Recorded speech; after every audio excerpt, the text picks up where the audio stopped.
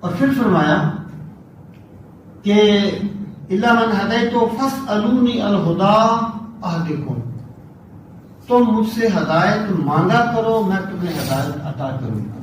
کہ جیسے مریض بندہ اپنے لیے شفا مانگتا ہے، مشکل میں گرا ہوا بندہ مشکلات سے نکلنے کی دعا مانگتا ہے، تو بندے کو چاہیے کہ اپنے آپ کو جب اللہ کی بارگاہ میں پیش کرے تو اپنے رب سے ہدایت مانگا کرے کہ پروردگار مجھے ہدایت دے۔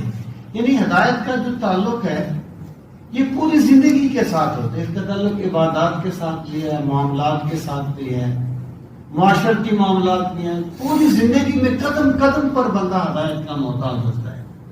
تو بندے کو چاہیے کہ وہ اللہ تعالیٰ سے ہدایت کا سوال کرے۔ فاسألونی الہدی اہدکم، تم مجھ سے ہدایت مانگو میں تمہیں ہدایت عطا کروں۔